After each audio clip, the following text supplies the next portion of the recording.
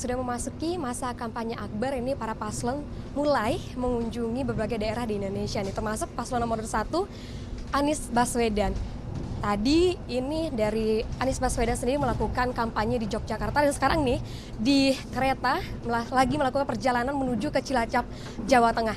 Kita sudah bersama dengan paslon nomor 1 atau capres nomor 1 Anies Baswedan. Di sini ada Bapak Anies. Pak Anies, gimana nih Pak? Izin Bapak boleh duduk Pak? Siap. Nih Pak. Oke, kita sudah bersama dengan Pak Anies. Pak, gimana nih Pak? Tadi habis bertemu dengan Sultan di Jogja dan sekarang harus melanjutkan perjalanan ke Cilacap, gimana? Betul.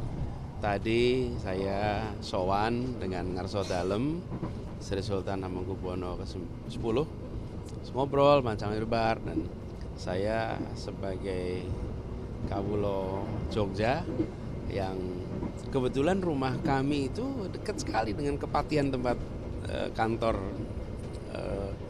Pak Sultan sekarang. Jadi kembali ke Kepatihan itu seperti kembali ke tempat masa kecil dulu.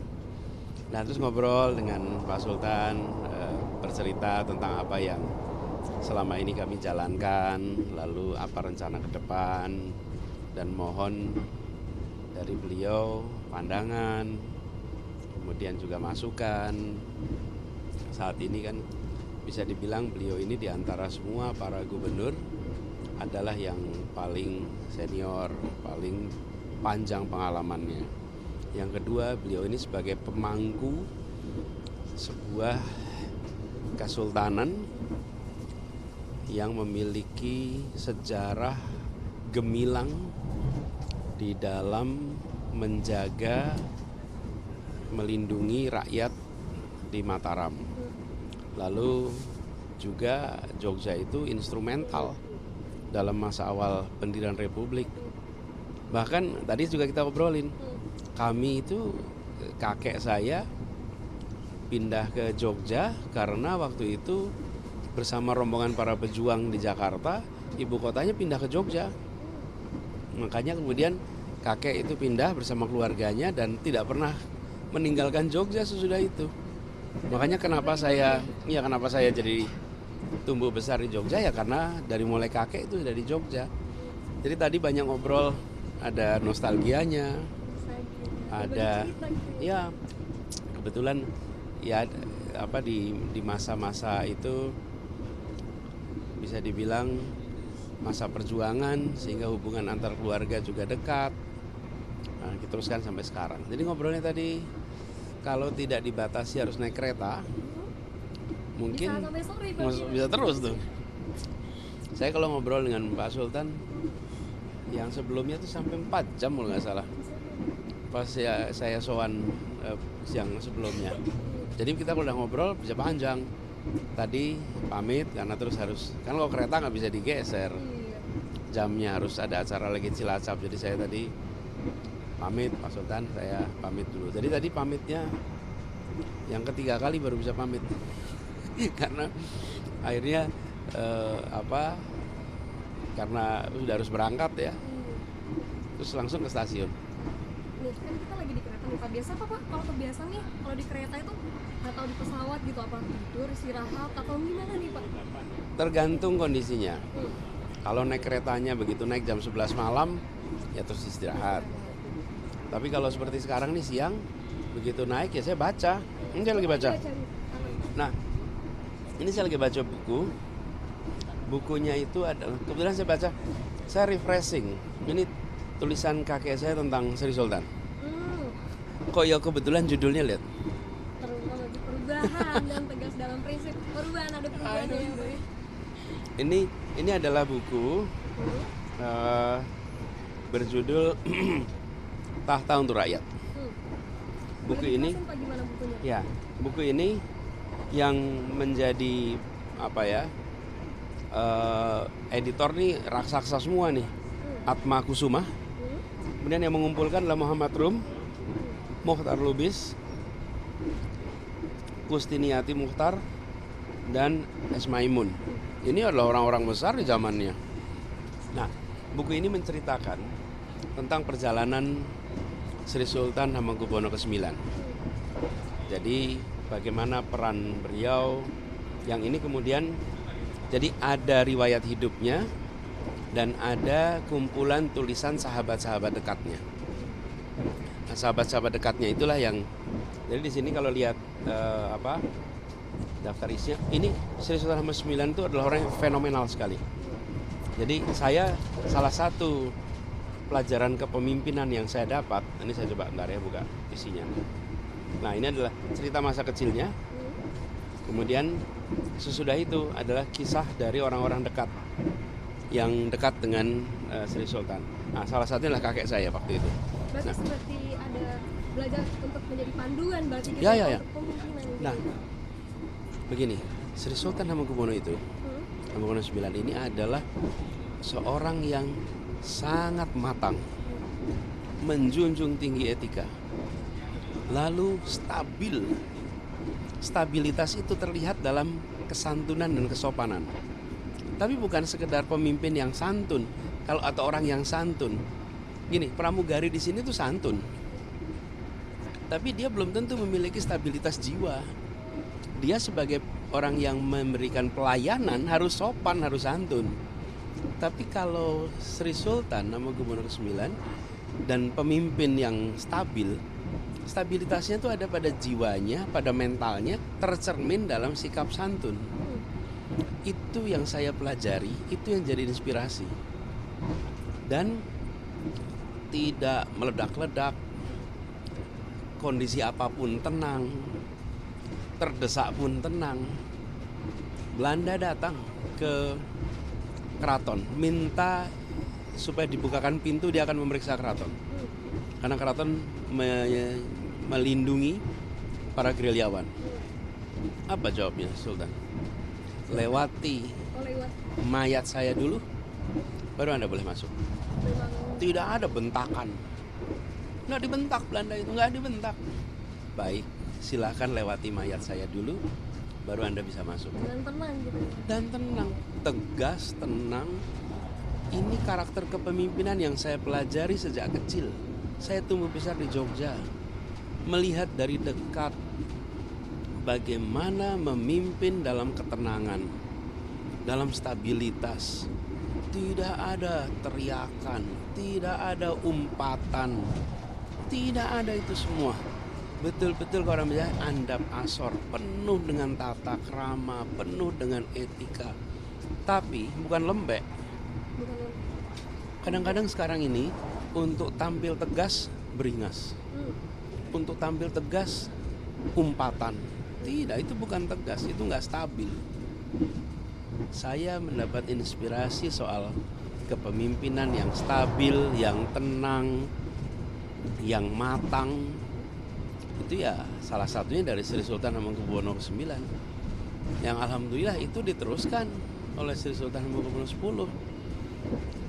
Jadi membaca buku ini, jadi gini, saya kalau di perjalanan saya akan baca yang refreshing, yang menyegarkan kembali memori saya kemarin tentang dulu. Atau kalau misalnya saya mau pergi satu tempat, saya akan baca tentang tempat itu, nostalgia, atau baca sesuatu yang baru. Itu yang saya biasa kerjakan. Nah kali ini karena saya baru ketemu dengan Sri Sultan, baru dari Jogja, jadi saya pengen refreshing nih. Karena saya baca buku ini pas waktu baru diterbitkan pertama. Terbitan pertama tuh tahunnya, lihat nih, pertama kali tahun 82. Saya SD kelas 6. Saya belum lahir, Pak. Saya belum lahir. Saya ini SD kelas 6 ketika ini diterbitkan pertama. Dan waktu itu saya baca sangat mengesankan. Dan tahta untuk rakyat dalam arti yang sesungguhnya. Beliau itu melindungi rakyat di Jogja, kemudian ambil sikap menjadi bagian dari Republik Indonesia. Dan ketika Indonesia dalam kondisi terancam, beliau mengatakan Jogja siap untuk melindungi. Nah, jadi kalau saya baca buku ini tuh refreshing itu. Terus di kereta juga biasanya ngobrol dengan penumpang lain. Terus saya juga suka ke restorasi. Tadi ada yang minta foto Iyalah, foto. Gitu. Nah, masalah minta foto gitu kan, apalagi kampanye gitu kan, dikerubuni banyak orang gitu ya Pak ya. Itu Bapak nggak takut dipakai cupi, dicakar gitu Pak, gimana? Enggak. Kadang-kadang ada yang gemes Gemes ya Pak ya? karena apapun sebabnya, tapi gemes ya nggak apa-apa, itu bagian dari ya konsekuensinya. Asik gitu ya Pak, berinteraksi gitu. Tapi seru, dan saya senang karena hampir semua yang saya temui adalah orang-orang yang memang datang penuh semangat gitu. Kan lihat acara kemarin tuh, Antusias. seantusias, di Desak Anies juga antusias. Malamnya waktu kita keluar, saya ketemu dengan dua anak muda, kira-kira mahasiswa gitu, yang Pak minta foto. Salam itu saya tanya dari mana? Dari Bandung. Dia khusus daftar Desak Anies dan berangkat dari Bandung ke Jogja untuk ikut Desak Anies. Demi Desak Anies. Ya, dan dia akan pulang hari ini. Hanya datang untuk acara itu aja.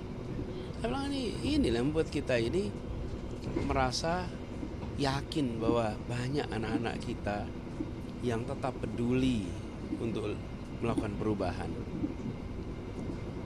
Mereka bisa nonton lewat YouTube, tapi tidak, rasanya beda berada di tempat di mana kita ketemu bersama dan ketemu dengan orang-orang yang punya harapan dan berharap bahwa dengan adanya perubahan, harapan itu jadi kenyataan.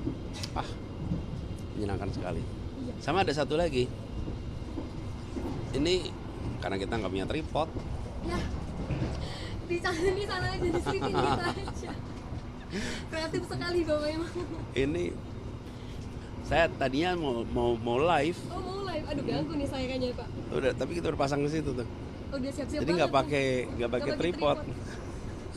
Aduh, siapa mau punya tripod kali, bisa dipinjemin kali. Kenapa? Ya? Nggak apa-apa kan? Nggak apa-apa. Tujuannya tripod apa sih? Tujuannya naruh supaya kameranya HP-nya stabil. Iya. Nah kalau ini udah menggantikan fungsi tripod, kenapa harus pakai tripod? Betul. Dijepit betul aja, kan tujuannya sama. Bisa jadi inspirasi saya juga sih Pak. Ini Pak kan tadi di Jogja, nanti kita ke Cilacap, besok Bapak mana berbagai daerah ya Pak ya. Nah kita tuh sebenarnya pengen tahu nih bagaimana sih cara Bapak untuk menjaga kesehatan, stamina-nya, kayak Bapak tuh terlihat segar selalu gitu Pak. Mungkin ada tips sedikit. Tipsnya apa ya? Senangi yang dijalani, nikmati yang dijalani, dan itu membuat kita tidak merasakan lelah. Mungkin secara fisik hitungan waktu, jadwalnya ketat. Nah, saya begini, kalau saya merasa ngantuk, saya tidurkan. Berarti badan minta istirahat. Otak kita kasih perintah tuh istirahat. Kalau saya nggak ngantuk, saya nggak maksain tidur. Jadi sekarang nggak ngantuk, ya nggak tidur. Lelah gitu ya Pak nanti kalau dipaksa tidur ya. Nggak bisa juga, gimana gitu. Saya ini paling sulit, kalau pagi hari saya nggak bisa tidur. Mau di apa-apain juga saya susah saat tidur, nggak bisa tidur. Jadi badan saya ini biological clock-nya itu kalau pagi ya melek. Nah kalau siang lelah, saya tidurnya gimana? Saya kalau tidur duduk. Bisa. Justru saya kalau siang nggak bisa tiduran nih, duduk di kursi. Di kantor pun duduk. Gitu. Berapa itu? 30 menit kali Pak, 20 menit apa berapa menit Pak? Tergantung kebutuhan aja, begitu bangun berarti udah cukup. Oh. Dan kadang-kadang itu 10 menit, nggak tentu. Tapi saya duduk, tidur sambil duduk. Begitu selesai ya udah selesai. Terus kemudian cuci muka, siap nerusin. Nah, kalau nggak ngantuk ya jalan terus. Terus yang kedua, makan yang cukup, dan kalau bisa regularitas jangan diganggu. Terus pastikan makanan sehat dan jangan terlalu banyak, secukupnya aja. Itu aja sih. Selebihnya ya itu tadi, pokoknya paling utama senangi yang dijalani. Senangan yang dijalani, kuncinya itu ya. Kalau kita senang pasti Nih, kita nggak saya bakal kasih contoh rasa nih. capek. Saya diajak ke toko buku, saya bisa berjam-jam di toko buku itu. Saya diajak ke toko elektronika, saya bisa berjam-jam di toko elektronika. Nggak ada capeknya. Toko buku nggak ada capeknya, Karena suka. karena suka.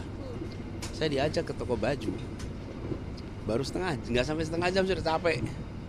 Nah, Bapak nggak suka belanja apa gimana? Saya nggak suka belanja baju.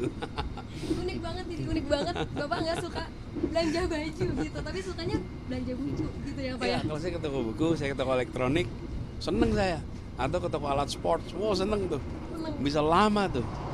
Tapi kalau ke toko department store, aduh, baru nggak sampai setengah jam udah. Lihat jam lagi, masih lama nggak ya? Pulang. Jadi dari situ apa sih ininya hikmahnya? Kalau kita menjalani yang kita sukai nggak capek. Padahal sama-sama ada AC-nya, sama-sama suasananya nyaman. Tapi kalau kita tidak suka atas apa yang kita jalani, langsung capek. Jadi saya menyukai yang saya jalani, alhamdulillah.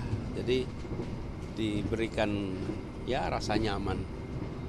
Tadi malam itu sampai jam berapa coba? Jam 12:30 mungkin. Lalu pagi ya habis subuh udah langsung mulai ada acara. Terus sampai jalan sampai sekarang. Dan Bapak masih terlihat segar. Nggak tahu kelihatannya gimana nih? Kelihatan segar nggak? Pokoknya tetap semangat sih Bapak. saya menikmati. Nah terus habis gitu udah jalan ini nih, baca, menikmati ini. Nah bacanya juga untung sekarang udah banyak buku bentuknya, iya bentuknya digital. Jadi dengan buku digital ini lebih enak nih, mau bacanya nih. Makanya saya bilang sama teman-teman, kalau kita sekarang itu ada waktu pakai untuk baca, dan ini bacaan-bacaan begini tuh ringan gitu karena bisa potongan-potongan. Bentar, saya lagi cari sebuah artikel mana nih tadi, cuman halamannya beda sekarang. Oh ini dia. Nggak ada kata lagi buat aduh males mau buku, kita sekarang di HP udah ada, di tablet juga udah ada gitu ya Pak ya. Iya, saya makanya lebih enak pakai ini. Sebenarnya bisa juga pakai HP, tapi kan kecil ya. Kalau ini agak gede. Saya Jadi itulah kalau naik kereta, dan kereta ini punya memori tersendiri. Saya kemana-mana pakai kereta dulu. Kalau ke Bandung, ke Jakarta, ke Surabaya. Waktu itu saya aktif di pergerakan mahasiswa.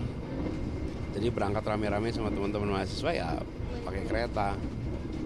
Dan makanya kalau naik kereta itu saya merasakan kenyamanan, dan sekarang senang sekali karena kereta itu cepat, predictable, aman, dan di jalan kita bisa lebih produktif daripada di mobil. Bahkan kalau kita merasa seperti letih, bisa jalan-jalan. Di mobil nggak bisa. Jadi kita juga bisa lihat pemandangan gitu ya. Iya Pak, kan, ya? misalnya di mobil juga bilang bisa lihat pemandangan, tapi di sini mau stretching, kalau di mobil nggak bisa. Di sini bisa jalan, bisa ngobrol, bisa jauh lebih nyaman pakai kereta. Bisa interaksi dengan penumpang lain gitu ya. Persis. Dan ngomong-ngomong interaksi nih, bahkan Bapak ceritanya tadi mau live TikTok nih. Mungkin ada jadwal khusus nggak sih Pak ini live TikTok Bapak tuh di jam berapa aja, apa gimana Pak? Sesempatnya aja. Sempatnya. Dan kelihatannya ini nggak jadi live TikTok sih. Aduh, ganggu nih kayaknya Pak. Nggak jadi, kenapa nggak jadi? Karena ya waktu itu mepet. Iya. Aduh. Malamnya kan sampai. Enggak, dan tidak ada pressure. Dia ada pressure. Nggak ada, kan namanya juga nyapa, ngobrol. Saya semula mau cerita tentang apa yang saya jalanin di Jogja, pertemuan, tapi udah ceritain sekarang. Nanti nontonnya di Kompas TV. Nanti lihatnya Kompas TV aja. Dan nanti kan Pak di daerah-daerah selanjutnya itu bakal ada desakan lagi dengan kampanye untuk masyarakat lagi gitu Pak ya. Mungkin ada agenda kampanye yang lebih Bapak suka gitu Pak, yang mana gitu? Lebih apa? Yang lebih Bapak sukai gitu, bertemu dengan masyarakat atau desak Anies atau yang mana gitu Pak? Ketemu masyarakat, mendengar itu yang paling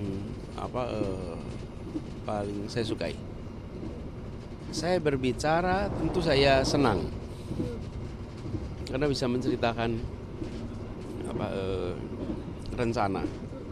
Tapi ketika kita mendengar itu kita merasakan ada kepercayaan. Dia mempercayakan concern-nya kepada saya untuk dijalankan ketika memiliki kewenangan. Saya memahaminya itu sebagai kepercayaan. Jadi ketika ada tempat-tempat di mana rakyat datang dari pelosok 10 jam, 13 jam sampai ke lokasi, saya itu selalu merasa terharu, merasa hormat dan ingin serius memikirkan. Jadi kami itu ada sendiri yang bagian mendokumentasikan permintaan-permintaan, usulan-usulan supaya nggak tercecer. Coba bayangin, kami didesak Anies kemarin. Tahu-tahu ada ibu-ibu dengan emosional sekali. Pak Anies, saya dari Kebumen deh ke sini. Saya dari pagi nungguin Pak Anies. Ibu-ibu sini, apa ibu pengennya apa?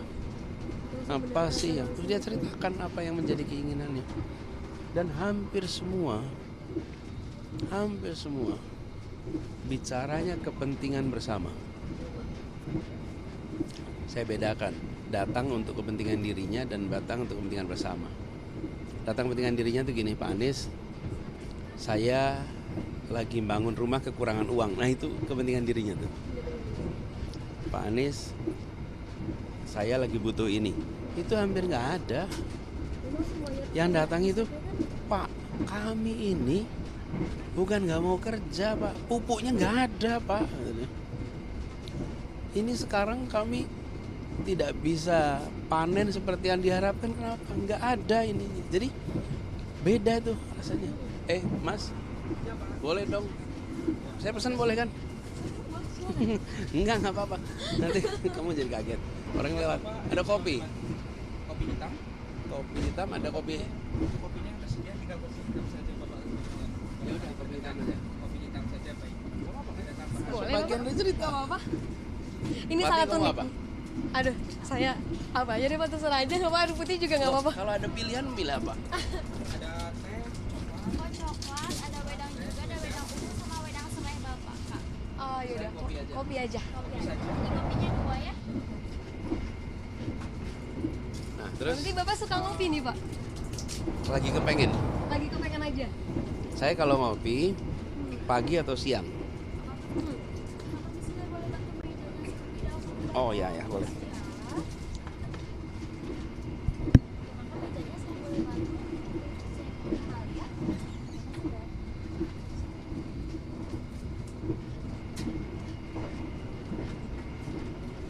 Berarti Bapak minum kopinya pagi, Pagi atau siang? siang? Malam nggak pernah. Nggak pernah. Dia nggak Karena- bekerja apa gimana Pak? Iya. Jadi saya kalau di rumah jenis kopinya itu lebih lemah, nggak strong. Kolesterol. Nah, tapi kalau di luar saya nggak tahu jenis kopinya apa. Tanya dulu nggak sih Pak? Nggak apa. Nggak tahu. Cuman nggak usah pakai gula, Mbak. Cuman ketika, makasih ya Mbak. Terima kasih banyak sudah dinikmati. Cuman ketika kami minum terus nggak bisa tidur, repot. Karena itu saya lebih aman aja siang sama pagi. Siap. Biar tidak segar dan melek gitu ya Pak ya. Oh iya. Berarti banyak banget sih tips yang kita dapatkan dengan Pak Anies dan sekarang Bapak mau lanjutkan kampanyenya ke Jawa Tengah.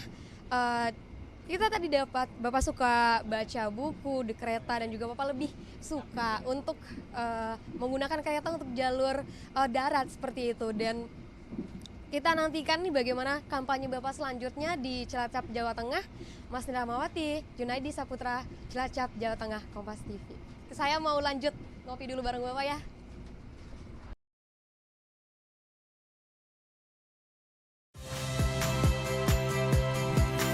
Saya Valeria Bella. Saksikan program-program Kompas TV melalui siaran digital, pay TV, dan media streaming lainnya. Kompas TV, independen, terpercaya.